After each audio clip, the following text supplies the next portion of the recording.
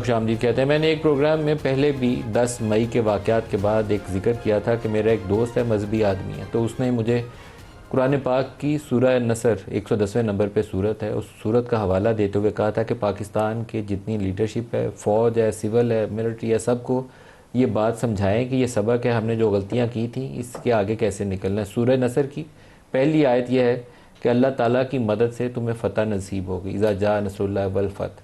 لیکن اس کی جو آخری آیت ہے جس کے اوپر اس نے بہت زور دے کے کہا کہ ہمیں اس سے سیکھنا ہے اور آئندہ کے لیے آگے کیسے بڑھنا ہے، مل جڑ کر، جو میں نے پورے پروگرام میں آج ساروں سے سوال کیے ہیں۔ آخری آیت ہے اس کی فسبح بحمد ربک واستغفر، اپنے رب کی تسبیح کر، حمد کر، تعریف کر اور توبہ کر، واستغفر انہ کان توابا، اللہ توبہ قبول کرنے والا ہے، کہ اس کی مدد سے تمہیں فتح تو نصیب ہو گئی ہے لیکن اب ماضی کی غلطیوں سے توبہ کر لے، اللہ توبہ قبول کرتا ہے۔ تو یہ اب ہم 25 کروڑ لوگوں کے لیے یہ میسیج ہے۔ اللہ تعالیٰ نے قرآن پاک کی صورت کے اندر حکم دیا ہوا ہے صرف آنکھیں کھول کے ہمیں اس کو پڑھنے کی، اور اللہ تعالیٰ ہمیں وہ شعور عطا کرے، اس کو سمجھنے کی ضرورت ہے۔ میں آپ دونوں سے درخواست کرتا ہوں، پہلے ڈاکٹر صاحب آپ سے آغاز کرتا ہوں، کوئی بھی موقع ہوتا ہے سیکھنے کے لیے، آگے بڑھنے کے لیے، ہمیں سیکھ لینا چاہیے۔ جی 100% اس میں کوئی شک نہیں ہے جی۔ میں آج ہمارے اس پروگرام کی اسپرٹ آپ دیکھ لیں، آج صبح آپ ذکر کر رہے تھے سینٹ کی اسپرٹ دیکھ لیں، اس اسپرٹ کو سیبوٹاج کرنے میں کچھ بھی نہیں لگے گا۔ ایک پروگرام لگے گا، ایک تقریر لگے گی، یہ تو یہ شروع ہو جائے گی، لیکن یہ بہت بڑی اپرچونٹی ہے، ہیلنگ کے لیے اپرچونٹی ہے، ملک کے اندر ایک سازگار اور متانت کی فضا پیدا کرنے کی اپرچونٹی ہے، بھائی چارے کی اپرچونٹی، اور ہم تو بڑے پرانے دوست، تو وہ ایک جعلی ایڈورسٹی جو ہم نے ایک دوسرے کے اوپر امپوز کی ہوئی ہے یا اپنے اوپر امپوز کی ہوئی ہے۔ آپ نے جو بات کہی ہے وہ 100% ٹھیک ہے، ہمارے لیے ایک راستہ کھلا ہے بین الاقوامی سطح پہ بھی۔ میں جو بار بار بات کر رہا ہوں نا کہ اللہ نے اب اعتماد آ گیا ہے، اب اس اعتماد کو لے کر آگے بڑھیں متانت کے ساتھ، دروازے راستے اللہ کے راستے میں وہاں انٹرنیشنلی بھی کھولیں اور اپنے مسائل کو حل کریں اور اپنی ترقی کے راستے ڈھونڈیں، اور اندرون ملک میں بھی جو ہماری بہت زیادہ فریکچرز، تفرقوں کو ختم کریں۔ جی بالکل، آئی کمپلیٹلی ایگری۔ دیکھیے جی، اس میں یہ آج ایک دفعہ پھر اللہ کی خاص کرم نوازی، ادروائز ٹاک شوز میں، چیٹ شوز میں جاتے تھے تو ایک عجیب ماحول ہوتا تھا۔ یہ اللہ کی کرم نوازی ہے کہ اس میں ہمیں ایک بڑی آزمائش سے گزرنا پڑا ہے۔ پورے پاکستان کا مستقبل، اس خطے کا مستقبل، دنیا کے امن کا مستقبل سٹیک پہ تھا، جس میں اللہ نے بڑی عزت رکھی ہے۔ اس کے لیے نمبر 1، اگر آج ہم مودی سے بات کرنے کے لیے، کسی سے بھی بات کرنے کے لیے تیار ہیں، تو ہم پہلے اپنے گھر کے اندر بھی سب کو اگر گلے لگا لیں، forgive and forget، I am repeating it again and again، all parties conference بلائیں، اختر مینگل صاحب کو بھی بلائیں، خان صاحب، عمران خان صاحب کو بھی بلائیں، سب کو انگیج کریں، بات کریں۔ ان کی ابھی جو ٹویٹ، جو ان کی جیل کے اندر جو وکیلوں کے تھرو میسیج آیا ہے، وہ کیا ہے کہ پاکستان کمز فرسٹ، اور وہ بارہا ایون اقوام متحدہ کے پلیٹ فارم پہ بھی کہا تھا کہ یہ مودی جو ہے، یہ RSS منترا جو ہے، یہ بار بار ٹوپی ڈرامہ کریں گے اور اس کے لیے ایک لائے عمل گلوبل لیول پہ ہونا چاہیے، اور وہ الحمدللہ اللہ نے اس کو ایکسپوز کر دیا۔ میں پہلے پاکستانی ہوں، آج اگر میں اس کرسی پہ بیٹھا ہوں اللہ کے بعد عمران خان اور کوارڈ کے عوام کی وجہ سے بیٹھا ہوں، لیکن میرا ملک، میرا ایمان ہے اور عزت ہے۔ تو جب پاکستان پرائورٹی ہے، اور یہی عمران خان کہتا ہے کہ میری زندگی سے زیادہ اہمیت افواج پاکستان کی ہے، آج ہم سب نے ملنا ہے، بیٹھنا ہے۔ خان یا ہم کوئی کسی قسم کی انڈیو فیورز نہیں چاہتے، ہم چاہتے ہیں کہ سب اکائیوں کو، سب سٹیک ہولڈرز کو بٹھائیں۔ اس وقت میرا جوان بارڈر پہ، چاہے وہ فاٹا مرج ڈسٹرکٹ میں، کہیں بھی اکراس پاکستان، چاہے وہ بلوچستان میں، کیا جنرل جنجوا نے BLA جو بلوچستان لبریشن آرمی، ان کے ساتھ بات نہیں کی؟ وہ جوان جنہوں نے اسلحہ اٹھایا تھا، انہوں نے اسلحہ بھی گرایا اور مین سٹریم میں آئے۔ بھئی آپ انیشیٹ کریں، لوگوں کو انگیج کریں، لوگوں کو دل جیتنا سیکھیں۔ اس وقت کی ضرورت ہے۔ عمران خان کے ساتھ آپ کے لاکھ اختلافات ہوں، وہ ملک کے لوگوں کے دلوں میں دھڑکتا ہے۔ اختلافات ہم سے کسی سے بھی ہو سکتے ہیں، عدالتوں میں ہمیں لے کے جائیں، ہم وہاں پہ اس کا مقابلہ کریں گے، لیکن جب پاکستان کی بات آئے، پاکستان کی یونٹی کی بات آئے، خدا کا واسطہ ہے اس میں ذاتی پسند ناپسند نہ ہو، اس میں پاکستان اور پاکستان کے لیے وہ یقین، اعتماد اور اخلاص ہو جس سے پھر اللہ کی مدد آئے۔ ڈاکٹر صاحب جو عمران کی پالیٹکس ہے وہ نون لیگ کی نہیں ہو سکتی, نون لیگ کی عمران کی نہیں ہو سکتی. آپ دونوں بڑی پارٹیز ہیں, آپ کی اپنی اپنی پالیٹکس رہے گی, ایک دوسرے سے اختلاف بھی رہے گا, لیکن اختلاف جو ہے وہ اسی پاکستان کے اندر رہتے ہوئے, پہچان اسی پاکستان کے ساتھ جڑی ہوئی ہے. حکومتیں, جماعتیں, عزتیں, یہ کورٹ, یہ ٹائیاں, یہ سارا کچھ اسی ملک کی بدولت ہے. تو ہمیں اس کے اندر رہتے ہوئے آئندہ کے لیے رستہ کھولنا ہے. جی بالکل 100% جی. اور کئی دفعہ ایسے ہوا ہے کہ فار ایگزامپل ہم پروگرام کر رہے ہوتے ہیں, راستہ کھلتا ہے جی, میں نے انٹرنیشنلی بھی جو بات کیا میں لوکل اس کو لے آتا ہوں. مان لیں کہ خان صاحب کے جو کیسز ہیں ان کی ریزولوشن عدالتوں کے ذریعے ہونی, مان لیں تھوڑی دیر کے لیے, لیکن اگر اس کو کنٹینجنسی بنا کے ہم ایک دوسرے سے لڑتے رہیں گے تو لڑائی بڑھتی چلی جائے گی. لیکن اگر ہم راستے کھولنا شروع کر دیں, جتنی بھی ہمیں اسٹریٹجک سپیس ملتی ہے, مثلا اگر ہم پارلیمان کے اندر وزیر اعظم صاحب نے دعوت دی کہ میں آپ کو دعوت دیتا ہوں, پی ٹی آئی کا نام لے کے دعوت دی کہ اور آپ میرے پاس نہیں آنا چاہتے تو اسپیکر صاحب کے کمرے میں ہم چلے جاتے ہیں, آپ آئیں میرے ساتھ بات کریں, ہم سب سے بات کریں. اب ہوتا یہ ہے کہ بات, اور جو آج اسپرٹ ہے بڑی اچھی ہے, اور جس طرح یہ کہہ رہے ہیں کہ ہم کوئی اسپیشل فیورز نہیں مانگ رہے, عدالت کے معاملات عدالت میں چلتے رہیں گے, لیکن آپس کے معاملات تو طے کریں.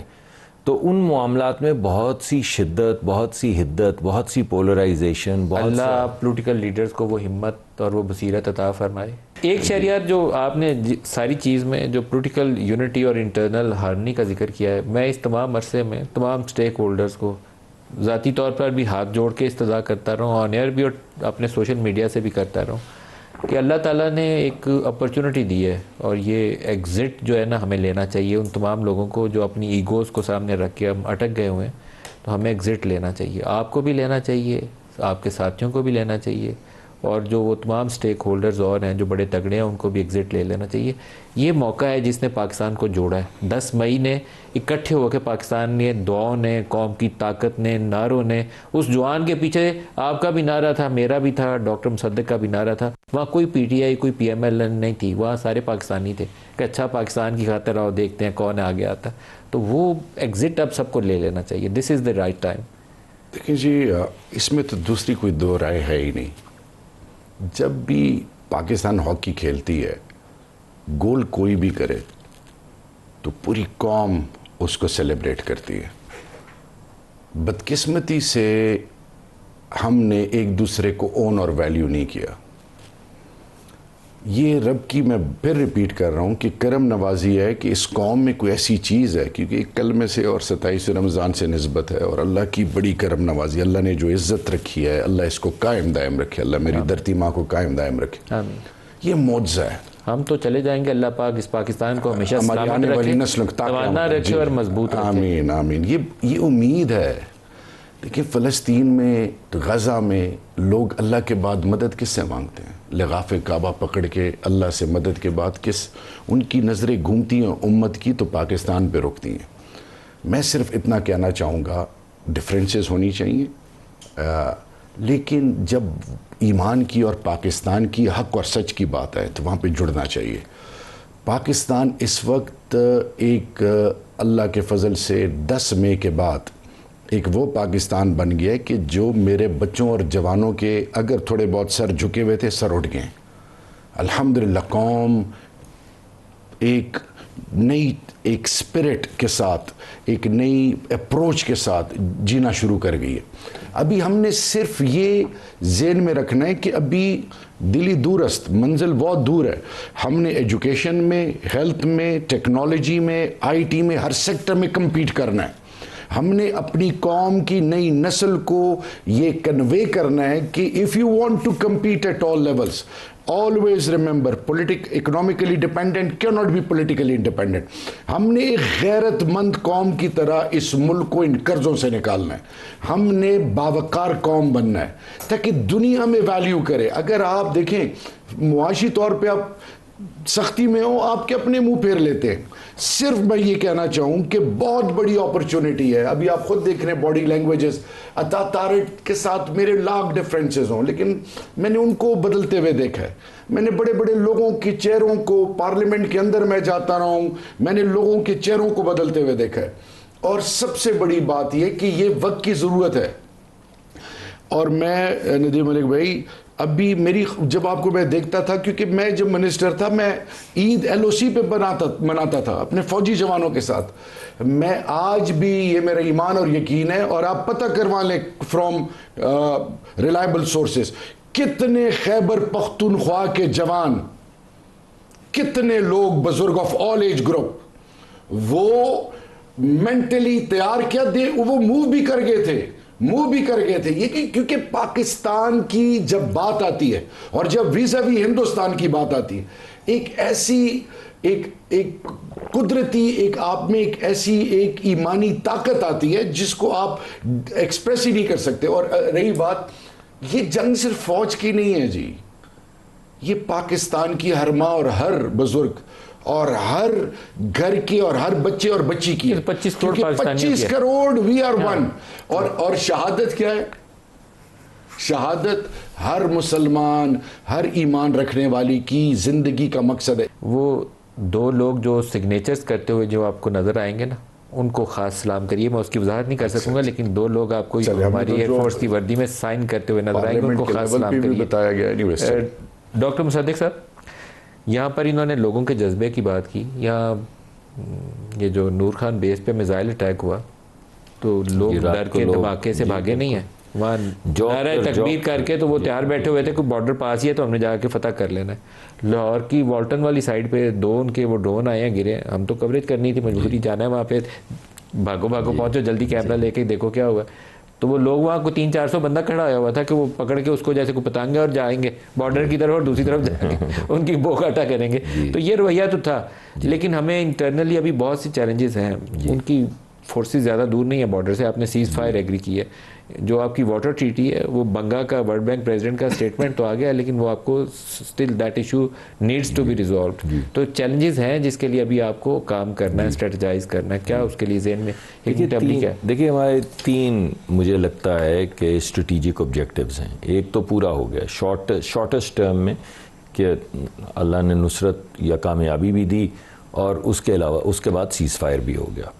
دونوں طرف ملک کے غریب لوگ رہتے ہیں. ہمیں تو فوکس کرنا ہے اپنی ترقی پہ، ڈیولپمنٹ پہ، غربت ختم کرنے پہ. اور وہاں کے لوگوں کو بھی ہم یہ تھوڑی کہتے ہیں کہ غریب لوگ مر جائیں، مگر ان کی جو ایک ہندتوا کی ڈاکٹرن ہے جس میں پہلے انہوں نے اپنی مائنورٹیز کو پریس کیا اور پھر وہی ڈاکٹرن لے کے پاکستان کی طرف روانہ ہوئے، تو وہ نہیں چلتے. بہرحال اللہ نے ہمیں کامیاب کیا اور جنگ بندی بھی ہو گئی، ٹھیک ہے، فردر ڈسٹرکشن نہیں ہوئی.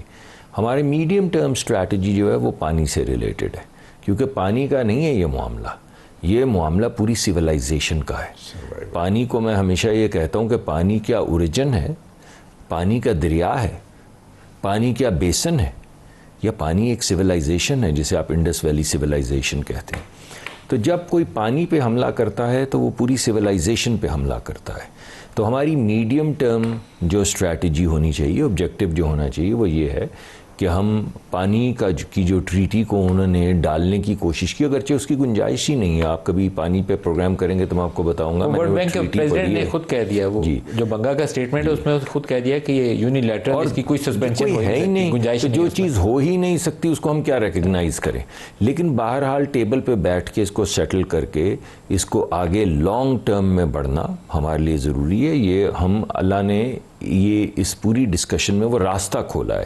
اب ہم پہ یہ منحصر ہے کہ کہیں ہم اس کو مسدود تو نہیں کر دیں گے، یا کہ ایک جس کو میں کہتا ہوں شک سے نہ دیکھیں، اعتماد سے دیکھیں اور اپنے انٹرسٹ کو دیکھیں اور اس کو لے کر آگے بڑھیں. مگر لانگ ٹرم میں سر یہ تمام معاملات حل ہی نہیں ہو سکتے جب تک کشمیر کا معاملہ حل نہیں ہوگا. اس کی وجہ یہ ہے کہ روٹ کاز وہ ہے. ورنہ کل تو ہوگا تم نے مجھے گھورا کیوں سرحد کے پار، پانی چلو نہیں تھا تو تمہاری طرف سے چڑیا کبوتر اور ہم نے تمہارا گرا دیا.